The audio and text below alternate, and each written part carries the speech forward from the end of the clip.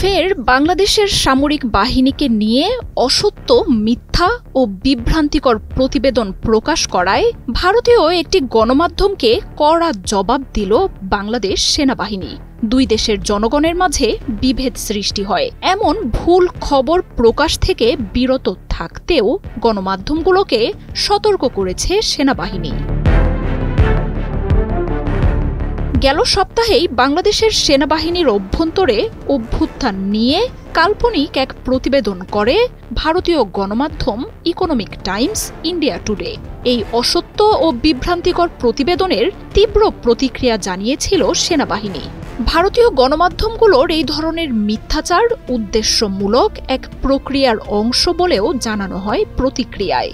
সেনাবাহিনীকে নিয়ে খবর প্রকাশের আগে তা যাচাই করারও পরামর্শ দেয়া হয়। তবে ভারতীয় গণমাধ্যমগুলো যেন মিথ্যা খবর প্রকাশকেই তাদের নীতি হিসেবে প্রতিষ্ঠা করেছে।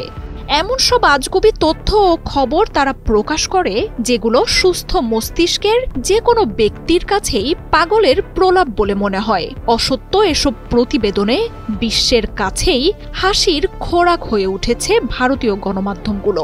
ভুয়া তথ্য আর গুজব প্রকাশের শীর্ষে থাকা গণমাধ্যমগুলোর তাতে অবশ্য বিশেষ একটা লজ্জা হয় না।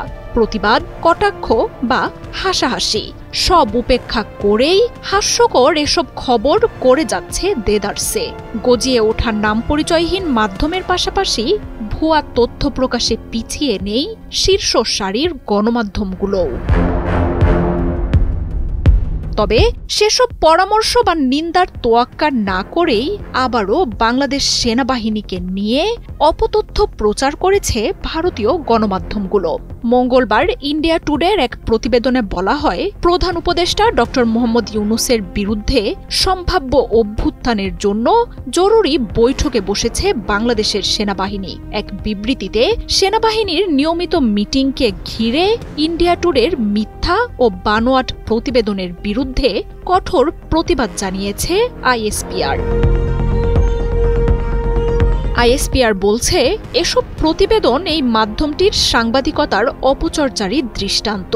বিশ্বাসযোগ্য সূত্র বা যাচাই বাছাই ছাড়া প্রমাণহীন এসব প্রতিবেদন বাংলাদেশ সেনাবাহিনীকে নিয়ে ভিত্তিহীন গুজব ছড়ানোর আরেকটি প্রচেষ্টা বলেই জানাচ্ছে আইএসপিআর।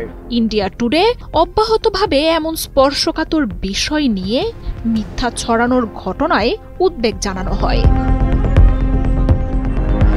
আইএসপিআর এর বিবৃতিতে চলতি মাসের মাঝামাঝি সময়েও ইন্ডিয়া টুডের বাংলাদেশ সেনাবাহিনীকে নিয়ে ভিত্তিহীন খবর প্রকাশের বিষয়টি উঠে এসেছে।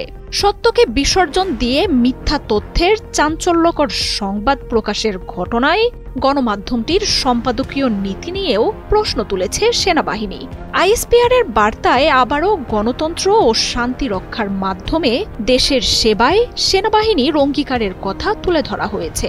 দুই দেশের জনগণের মাঝে বিভেদ ও অবিশ্বাস সৃষ্টি করে এমন সংবাদ প্রকাশ থেকে গণমাধ্যমগুলোকে আবারও বিরত থাকার আহ্বান জানিয়েছে সেনাবাহিনী। মার্জিয়া উপমা, ৭১।